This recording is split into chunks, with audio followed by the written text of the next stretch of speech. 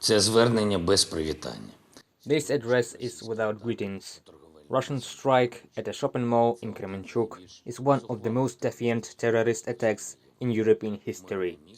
A peaceful city, an ordinary shopping mall with women, children, ordinary civilians inside. Before the air alarm, there were about 1,000 people.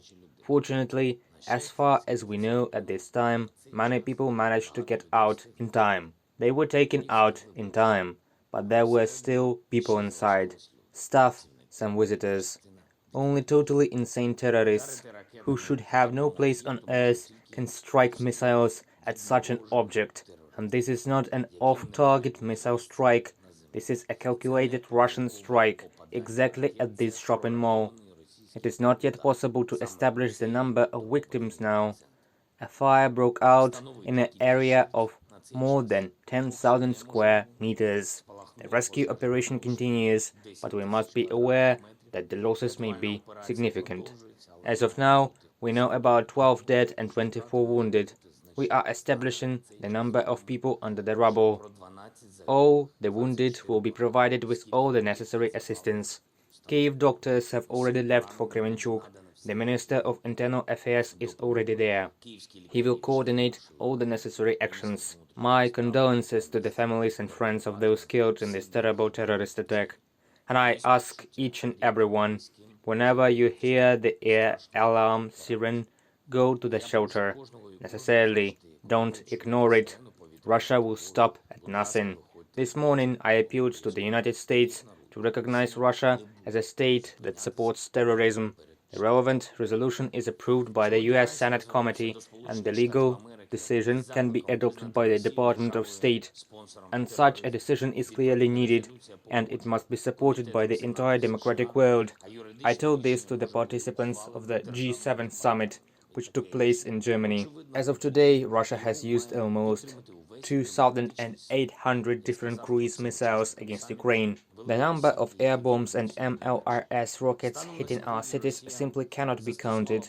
There were hundreds of thousands of them in the 4 months of the war. This is nothing but terror. Another brutal shelling of Kharkiv, northern Saltivka, took place today. At present, we know about 5 people killed and more than 30 wounded. 5 of them children. All are civilians, no military. The Russian state has become the largest terrorist organization in the world. And this is a fact. And this must be a legal fact. And everyone in the world must know that buying or transporting Russian oil, maintaining contacts with Russian banks, paying taxes and customs duties to the Russian state means giving money to terrorists. I also said today, addressing the leaders of the G7, that our common potential is absolutely enough to defeat the Russian army. It does not know how to fight. All the operations we carry out to deoccupy our territories show one thing: the occupiers are crumbling when we have something to put pressure on them. They do not know how to resist. They are capable only of such wild strikes as those in Kremenchuk or Saltivka today, only of the total, thoughtless destruction of all living things as in Mariupol. Therefore, the war may not drag on if we can really push together and drive the occupiers out of Ukrainian land. The sooner this happens, the more lives will be saved. Even before the start of a full-scale war, we told our partners that we needed modern missile defense. We repeated this after February 24th as well. People in the Kremenchuk shopping mall deserved security just as much as people in any mall in the world.